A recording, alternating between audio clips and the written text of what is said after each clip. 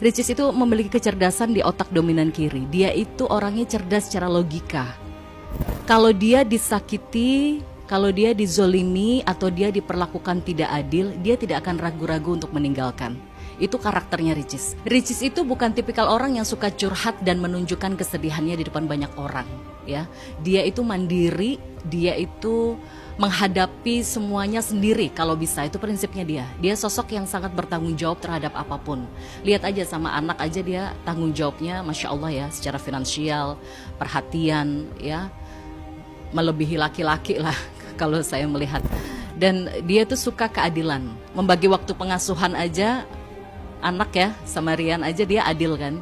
Dia itu sangat menyukai keadilan. Nah, kalau seandainya dia tidak diperlakukan dengan adil, dia akan tegas dan akan pergi meninggalkan. Dia nggak akan ragu-ragu.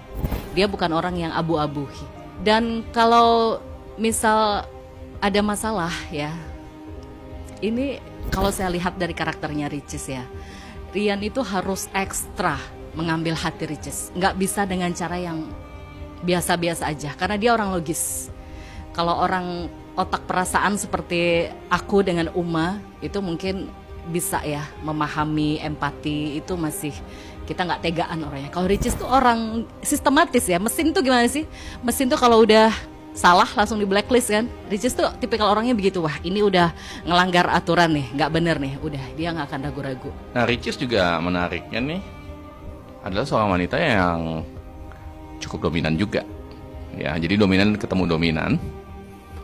Ya, Ricis seseorang yang to the point, cenderung langsung ya. Untuk Rian, saran saya, Rian ambil hati Ricis ekstra luar biasa. Nggak bisa pakai cara standar ya.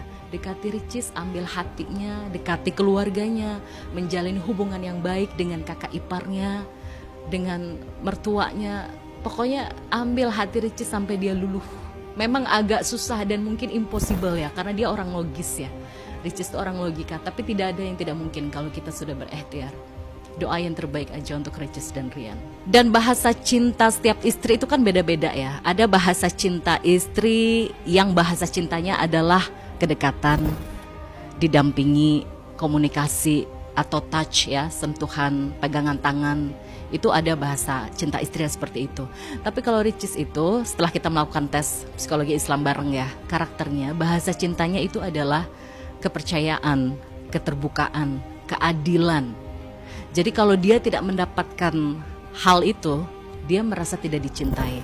Contoh ya, kepercayaan misalnya mengatur keuangan keluarga, itu dia sangat butuh dipercaya sebagai seorang istri. Keterbukaan, apapun yang terjadi dalam masalah rumah tangga itu harus ada keterbukaan. Masalah ekonomi, masalah keuangan atau masalah lainnya. Keadilan, istri itu harus diperlakukan adil. Dia merasa dicintai, itu bahasa cintanya Ricis ya, gitu sih. Dia memang orangnya struggle banget ya. Dia orangnya mandiri banget. Dia nggak suka menunjukkan kesedihan, nangis di depan banyak orang. Lihat aja, dia selalu ketawa di depan banyak orang tuh, dia selalu ceria.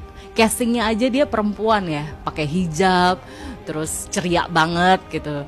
Tapi kalau lihat dalam nih ya, karakter sesungguhnya nih, mesin otaknya dia tuh Masya Allah, dia tuh laki-laki banget. Dia tuh jiwa kemandiriannya itu benar-benar Masya Allah banget.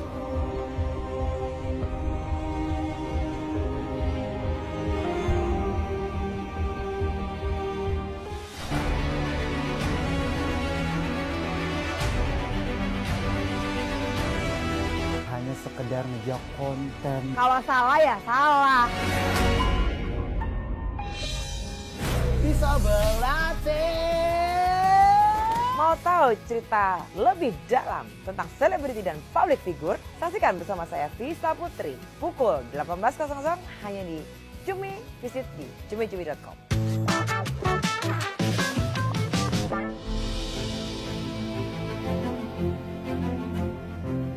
Sebelum keputusan Ria Ricis untuk menggugat cerai sang suami terdengar halayak luas, nama wanita kelahiran tahun 1995 itu telah terlebih dulu menjadi perbincangan hangat lewat pesan multitafsir di media sosialnya yang disinyalir sebagai kode bahwa pernikahannya sedang berada di ujung tanduk. Mulai Mulai dari pesan yang menuturkan secara jelas kewajiban-kewajiban sang suami hingga mengaku mengalami tekanan batin. Tidak hanya itu, keduanya juga mulai jarang terlihat bersama saat muncul di muka umum. Lantas bagaimana pihak kerabat dari keluarga Ricis saat mendengar kabar bahwa gugatan cerai telah resmi dilayangkan? Serta benarkah pula keputusan ini telah membuat pihak keluarga Ricis merasa kecewa?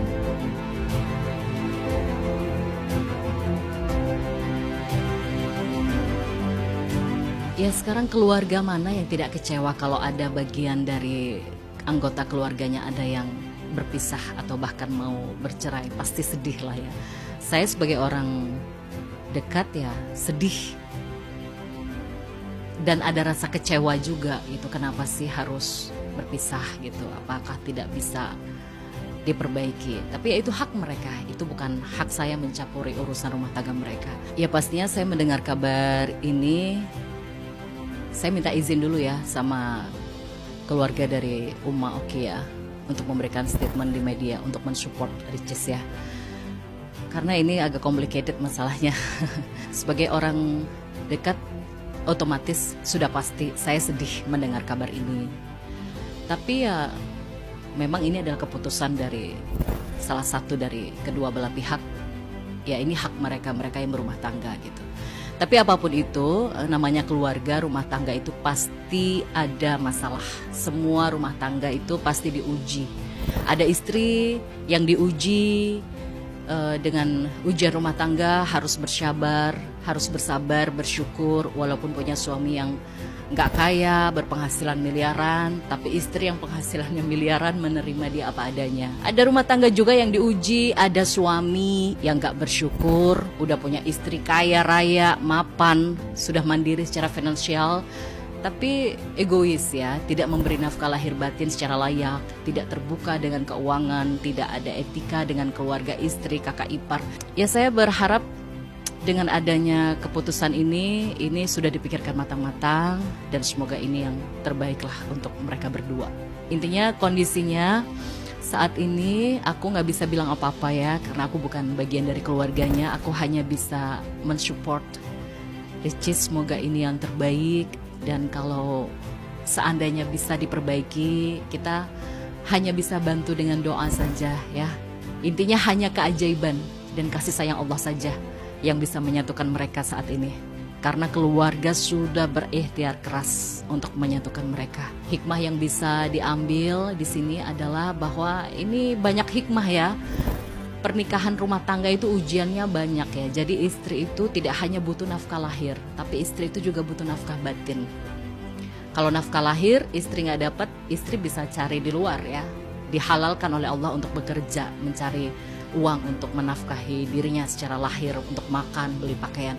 Tapi nafkah batin itu kan nggak bisa didapatkan selain kepada suami gitu. Jadi kalau buat suami-suami di luar sana, jangan sampai tidak memberikan nafkah batin kepada istri. Ujung-ujungnya pasti nanti istri akan tersiksa ya, akan terluka batinnya dan akhirnya dia akan mengajukan khulu atau mengajukan perceraian.